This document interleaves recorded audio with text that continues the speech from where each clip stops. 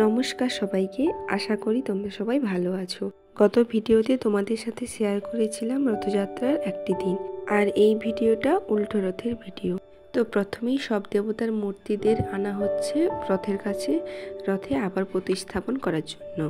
আমাদের এই রথের একটা বিশেষ বৈশিষ্ট্য তোমরা লক্ষ্য করবে, এই রথের মাঝ বরাবর দেখবে প্রতিটি ধর্মের যে চিহ্ন সিম্বল সেটা আঁকা আছে, যেটা আমার বেশ ভালো লেগেছে।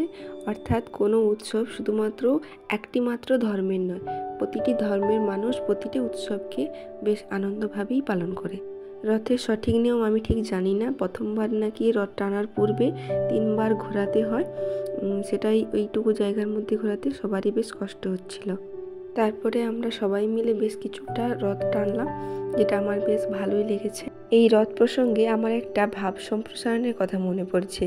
ভাব সম্প্রসারণটা এমনই ছিল যে, রথ ভাবে আমি দেব, মূর্তি ভাবে আমি, মাটি ভাবে আমি দেব, জানেন অন্তর্যামী। কি কে কে করেছো এই ভাব সম্প্রসারণটা? রথ টানা সম্পন্ন হওয়ার পর হয়েছিল বাতাসা লুট। এই বাতাসা লুটে সবাই যে যার মতো কুড়িয়েছিল, আমিও একটা পেয়েছি, আমিও প্রসাদ খেয়েছি। তারপরে শুরু হলো পরিক্রমা। এই পরিক্রমায় আর আমরা যাইনি, যেহেতু আমাদের ক্লাস ছিল।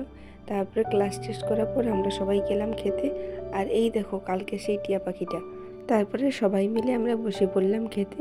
খাওয়া দাওয়া শেষ করে হাত টাত ধুয়ে আমরা চলে এলাম ক্লাসরুমে কিছুক্ষণ বসে থাকার পরে আমরা বেরিয়ে পড়লাম বাড়ি যাওয়ার উদ্দেশ্যে। তো আজকের ভিডিওটা এই পর্যন্ত।